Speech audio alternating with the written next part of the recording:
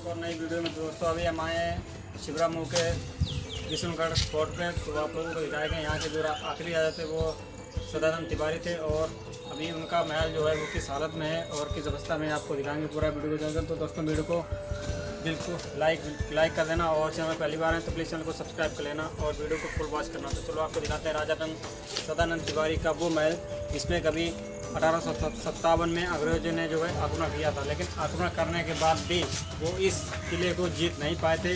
और यहाँ से उन्होंने जो यहाँ के राजा थे उन्होंने अंग्रेजों को लोहे के चने चबवा दिए थे। तो दोस्तों चलो दिखाते हैं एक ऐसे वीर राजा की कहानी और उनका महल आज किस हालत में है। तो चलो वीडियो को स्टार्ट। महल है वो कुछ हद तक काफ़ी क्षतिग्रस्त हो चुका है, और इसका एक हिस्सा आप लोग वहाँ देख सकते हैं। जो इस किले का जो मेन द्वार था वो वहाँ पर आप लोग दोस्तों देख सकते हैं।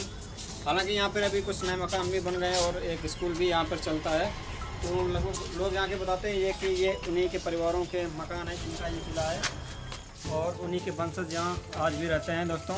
तो चलो आपको दिखाते हैं। यहाँ एक ऊपर रसोई भी है जहाँ पर राजा और रानी के लिए जो है वो भोजन यहाँ के जो नौकर चाकर थे वो बनाया करते थे। चलो आपको दिखाते हैं इस साइड पे वो रसोई जहाँ पर खाना बन रहा था। तो आइए चलो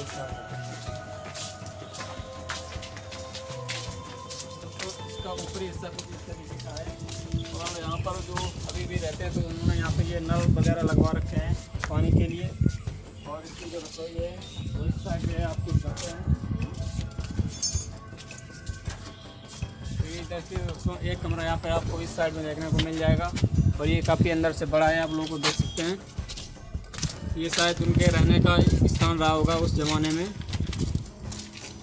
और ये आप लोग उस ज़माने के जो गेट हैं वो देख सकते हैं, इसकी डिज़ाइन देख सकते हैं। और ये लकड़ी बहुत ही मजबूत हुआ करती थी उस ज़माने में। आप लोग देख सकते हैं ये कितना पुराना गेट होता है दोस्तों, जो आज भी उतनी मजबूती से लगभग बना हुआ है, और काफ़ी मोटा गेट है दोस्तों देख सकते हैं।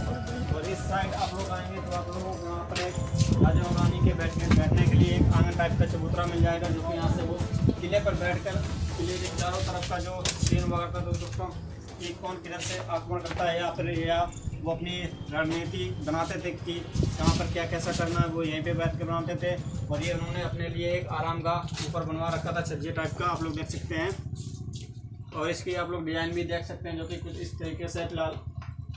हालांकि ये अभी भी जर्जर हो चुका है समय के अभाव में और देख रेख के अभाव में, जिसकी वजह से यहाँ पर लोग कम ही आना जाना पसंद करते हैं, और शायद कम ही लोग इस बारे में जानते हैं। तो अभी हम आपको और दिखाएंगे।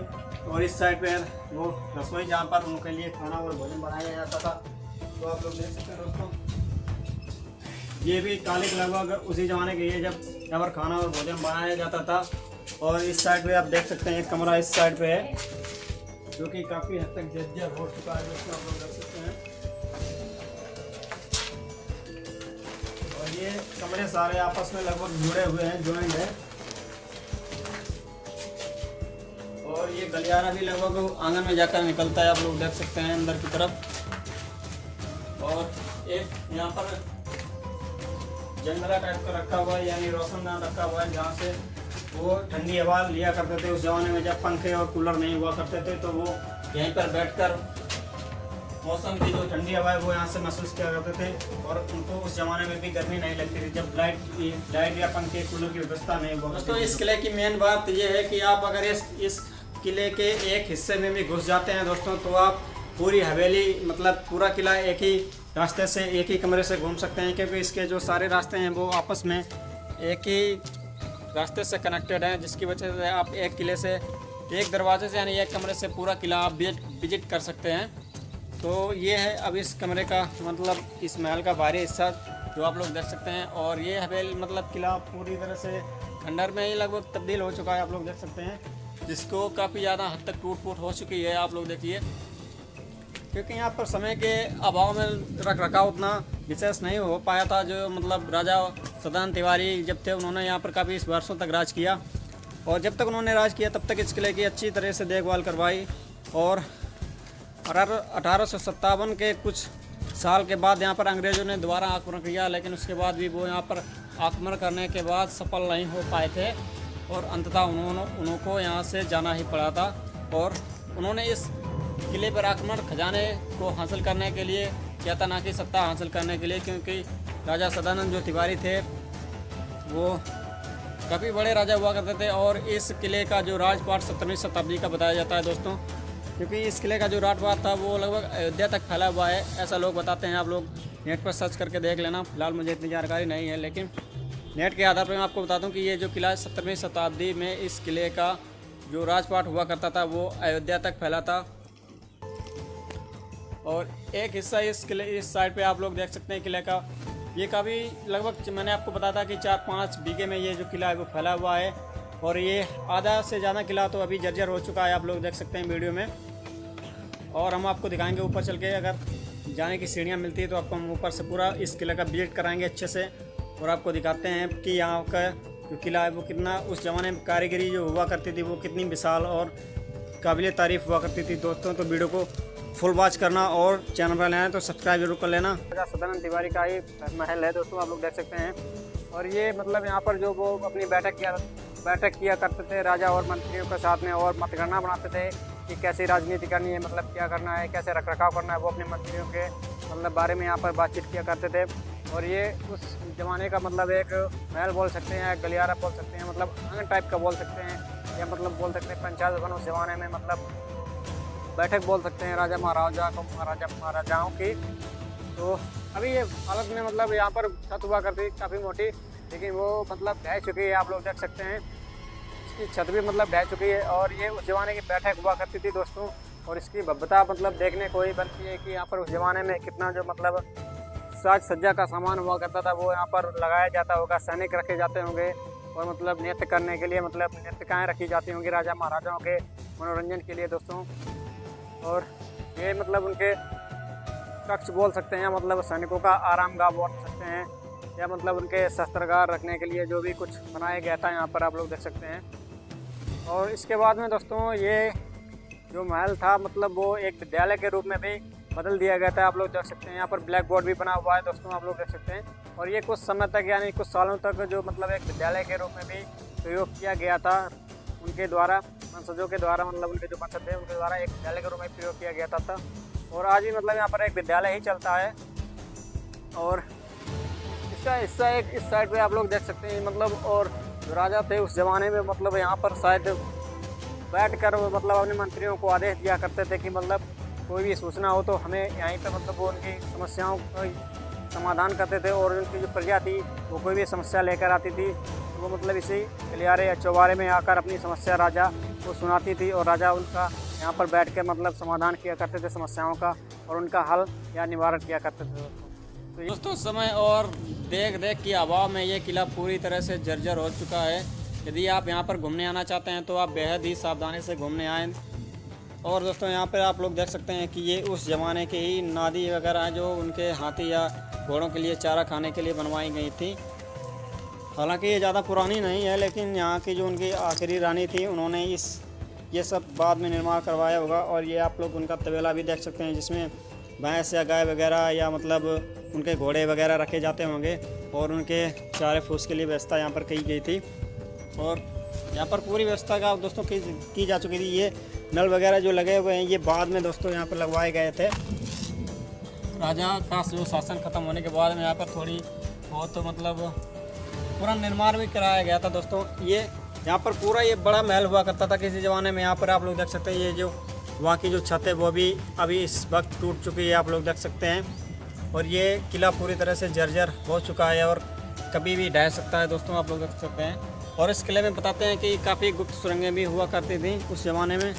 और एक हिस्सा दोस्तों राजा का जो दोस्तों जैसा कि हमने आपको बताया था कि ये महल उस ज़माने में यानी जो ये किला कह सकते हैं आप महल कह सकते हैं उस ज़माने काफ़ी बड़ा हुआ करता था। मैंने बताया था आपको 3-4 बीघे में फैला हुआ था, जिसका एक हिस्सा आप लोग यहाँ देख सकते हैं जो कि बिल्कुल खंडर के रूप में अभी हाल ही में तब्दील हो चुका है, जो कि बिल्कुल भी खंडर हो चुका है। और यहाँ पर ही वो गुप्त सुरंगें बताई जाती हैं कि यहाँ से जो गुप्त सुरंगें थी वो कभी उस बहुत से दूर लगभग 10-15 किलोमीटर दूर जाकर छिबरामऊ में निकलती थी। एक स्थान है आपको दिखाएंगे, वहाँ पर चल के वहाँ पर जो सुरंगें वो निकलती थी।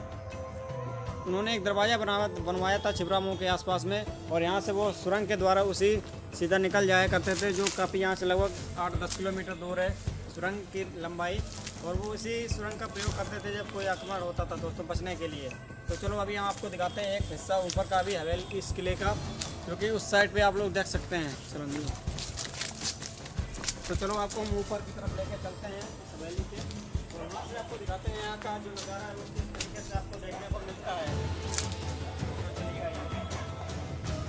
तो दोस्तों ये देख सकते हैं, ये हवेली फिर ऊपर जाने के लिए रास्ता है, और अभी हम चलते हैं सीधा इस किले के ऊपर और आपको दिखाते हैं इस किले के सबसे ऊपरी मंजिल पर जाकर कि वहाँ का नज़ारा कैसा आपको यहाँ से देखने को मिलता है। तो चलिए आइए।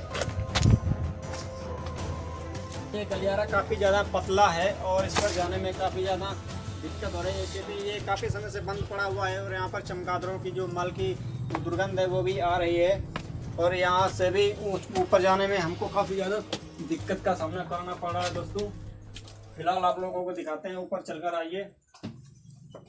और ये इस हवेली का जो है वो टॉप फ्लोर है, और आइए ऊपर से आपको चलकर दिखाते हैं यहाँ से। तो फिलहाल अभी ये टूट चुकी है, लेकिन ये रेलिंग सुरक्षा की दृष्टि से लगवाई गई थी यहाँ पर, जिससे कोई हादसा ना हो, यहाँ से कोई गिरे ना नीचे। तो और ये यहाँ से सीढ़ियाँ जाती हैं सीधा ऊपर की तरफ, छत की तरफ। तो अभी हम आपको दिखाते हैं पूरा छत पर। और ये इस किले का जो है वो टॉप फ्लोर है दोस्तों, आप लोग देख सकते हैं। और यहाँ से जो है वो बिशनगढ़ का पूरा क्षेत्र आपको बहुत ही सुंदर दृश्य देखने को मिल सकता है। तो चलो पूरा आपको किला यहाँ से विजिट करवाते हैं। तो दोस्तों देख सकते हैं यहाँ से कुछ इस किले का जो नज़ारा है वो कुछ इस तरीके का यहाँ पे आपको देखने को मिल सकता है। और एक किले का हिस्सा वहाँ पे आपको देख सकता है, जो वहाँ पे मतलब वो वहाँ की राजा थे वहाँ पे सभा लगाते थे, और उसकी भी छत अभी फ़िलहाल नीचे ढह चुकी है।